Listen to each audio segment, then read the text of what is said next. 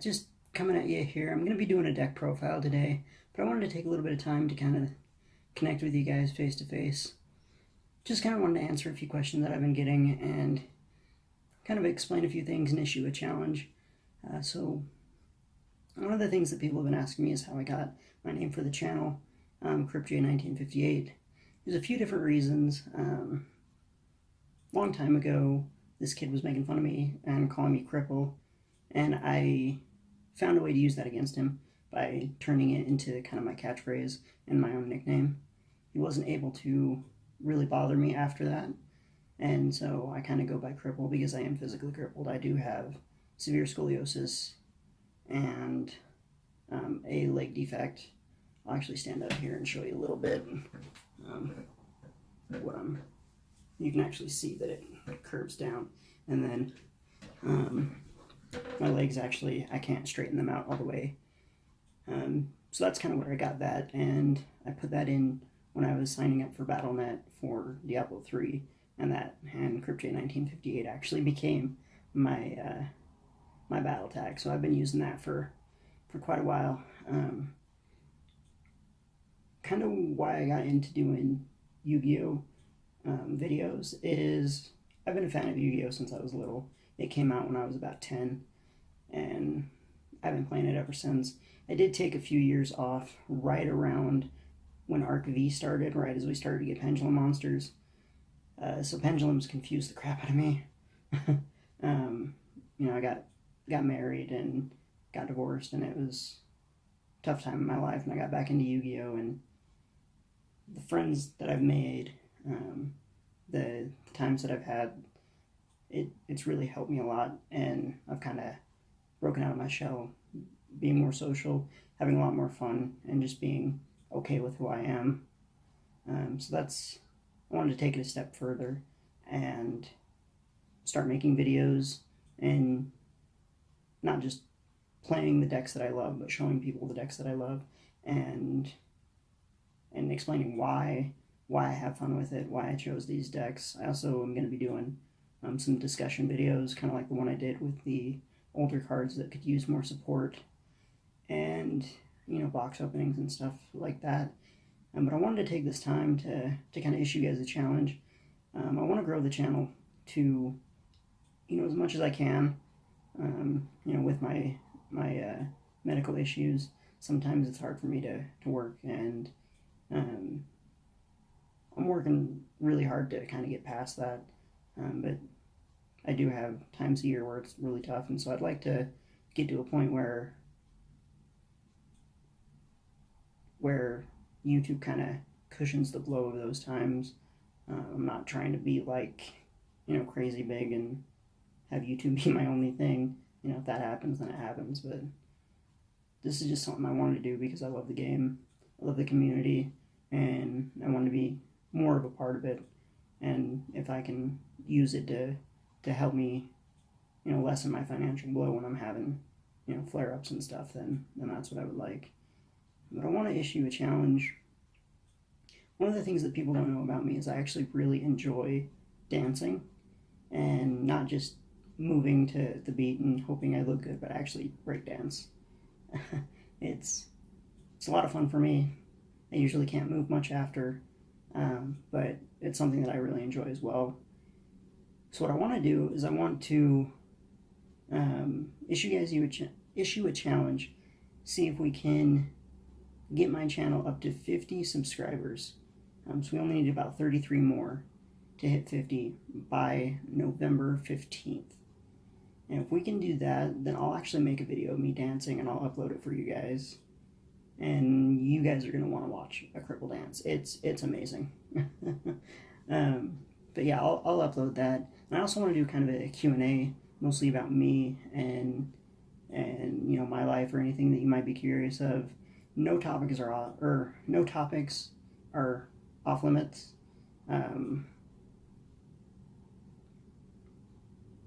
As far as like medical or my appearance or anything like that, there might be some questions that are a little bit too personal, and I will address those, and just to kind of explain that it's not something I want to answer quite yet. but I do want to do a Q&A, let you guys get to know me a little bit more. But without further ado, let's get into the deck profile. Alright, so here we are. We're going to be doing a Fluffal deck profile here after Soul Fusion. I'm really excited about this deck. It was one of the decks that I wanted to start building, and then we got told about Master Rule 4, and I wasn't sure if it was going to be worth putting time and money into. And so I promised myself if we ever got a Link Monster or got Patchwork, I was going to build it. And as you guys know, we got Patchwork here in Soul Fusion. I actually opened up a few of them, so I'm really excited for that. Let's get into the deck profile here. So we're going to start out with our Fluffals. We're going to go with 3 Dog, main searcher of the deck, great card here. We're going to go with 3 Bear, gets us our Toy Vendor. There are a lot of plays with Toy Vendor. One of the plays is, of course, with 3 Wings. You can banish Wing and another Fluffal, draw a card, pop your Toy Vendor, draw another card, so it effectively becomes a +2. Now, +1 after it goes to the graveyard, but if it's been in the graveyard for a couple turns, I can argue that it's a +2. We got 2 Penguin. Again, if you fusion summon with the Penguin, you get to draw 2, discard 1. So it's really good. You get a lot of pluses in this deck. And then just the one-ofs of the Fluffals. I'm running 1 Cat, just because in late game, being able to get your polymerization out of the graveyard and be able to keep using them is really good. And then 1 Owl, just because getting that polymerization to your hand, if you're not able to really quickly, is really good. So that covers our Fluffals. Let's move into our Edge Imp cards. So we're running 3 Chain, 1 Sabers. That's been the average ratio for a long time, but I'm actually adding in 3 Edge Imp Cotton Eater.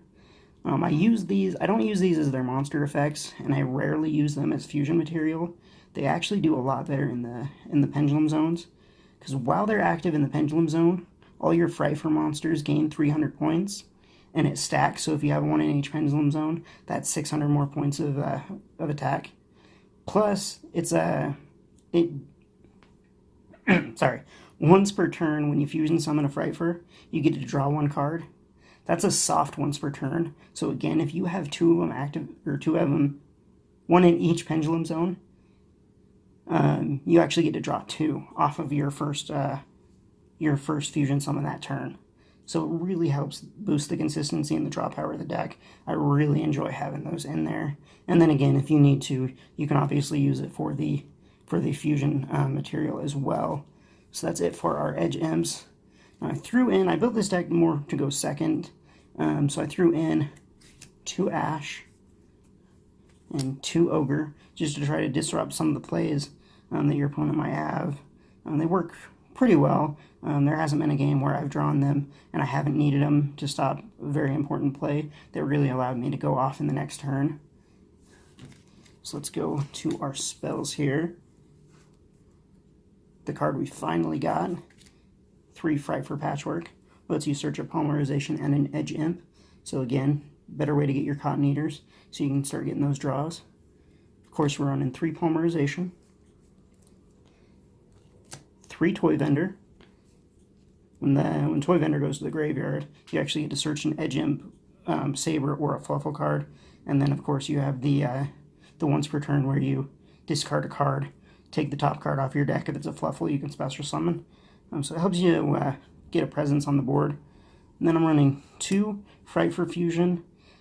I don't particularly like this one as much as some of the other fusion cards, just because I really don't like banishing, especially if all I have on my field is like a sheep or a kraken, and I want to go into Sabertooth. I don't really want to banish the one I have out on the field, just because then I'm not really getting the full use out of Sabertooth.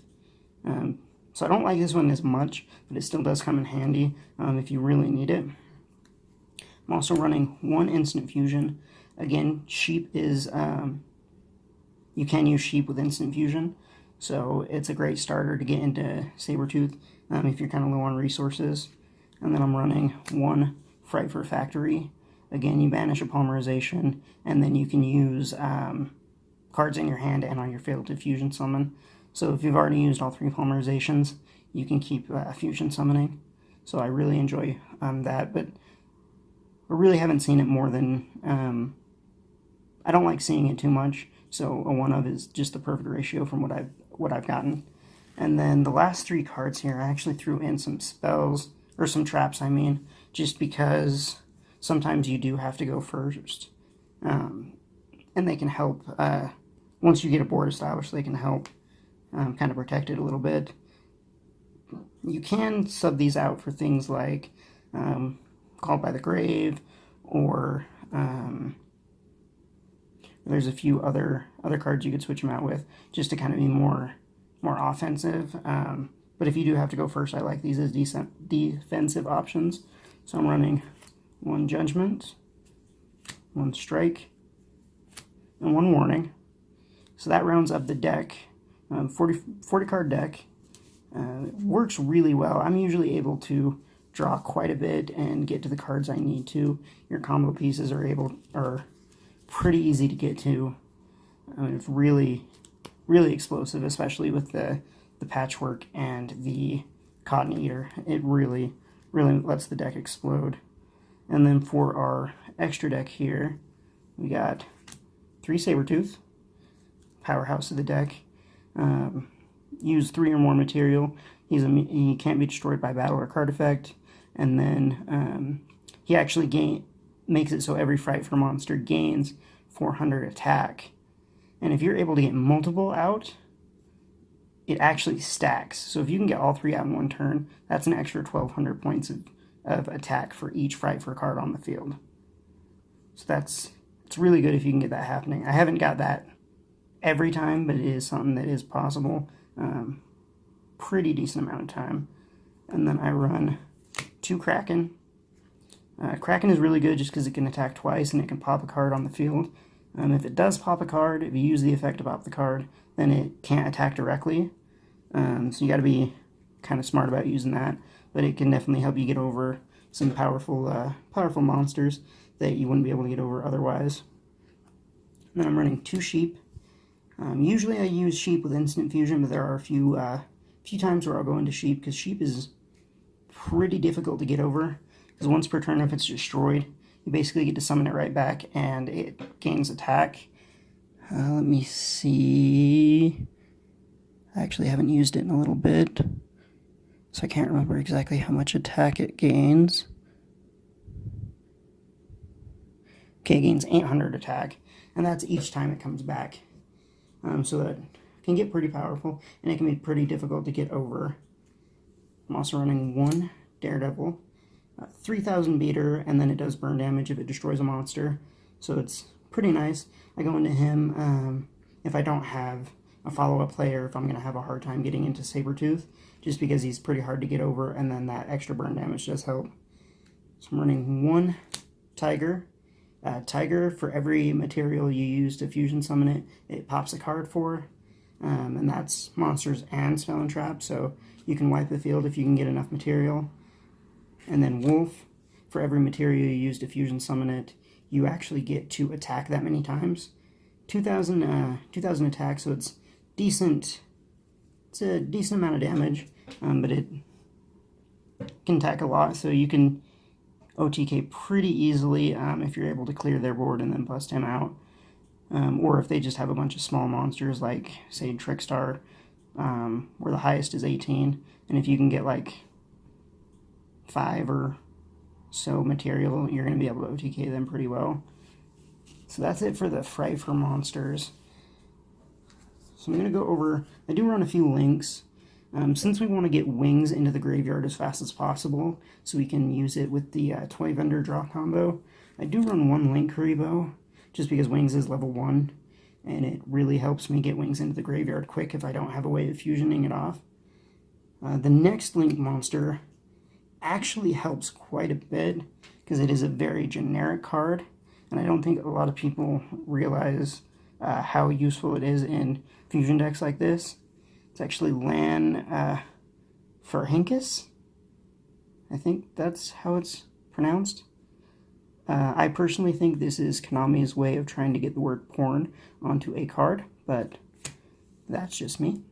But it just requires any 2 monsters, and then it has the 2 downward pointing arrows, so you're able to just go off. Usually I'll use that with times where I get penguin and another fluffal, but I don't have anything else. I'll summon penguin, use penguin's ability to special summon, and then go into land Palinkus and try to go off from there. Or if I find myself in a situation where I do have 2 monsters on the field, but I need to open up another zone to start fusioning again, I can go into him. And then I'm running 1 Phoenix and 1 Cerberus, just because you're going to want to pop some cards. I went up against a Dark Magician player that was running the Hidden Village of the Spellcasters, and that completely shuts down this deck. So being able to go into Nightmare Phoenix and popping that field spell really helped. And then I run 1 Borreload to round off the extra deck here. Again, 3000 beater, really difficult to get over. Snatch, Steel Monster, and lower attack point. It's all around great card. You're definitely going to want to have something like that in your deck, because I go into him when it gets closer to a longer game, and I've already blown through a lot of my resources. Fluffals is one of those decks that just explodes right out the gate, but long game, it's really hard to keep up with a grindy deck. So I do keep that in there just as kind of a backup plan if they're able to outlast my explosion from the beginning. So that is my Fluffal deck. I don't have a side deck yet, and I'm honestly not very good at side decks, so I'm gonna kind of hold off on doing side decks on my videos for now, just until I can get some pointers and get a little bit more comfortable with my own side deck working, and then I'll start doing those again. But that's my deck profile. Again, like, comment, subscribe, share the crap out of this video so we can do that dancing video. Let's get up to 50 subs by the 15th of November, and then I will upload a dancing video for you guys, and you'll get to see my cripple butt move. But thank you guys so much for watching and supporting me here. And I want to end things a little bit different. I do want to kind of come up with my own little phrase here. What I want to say is, remember, you can't be number 1 without being odd. Alright? See you guys later.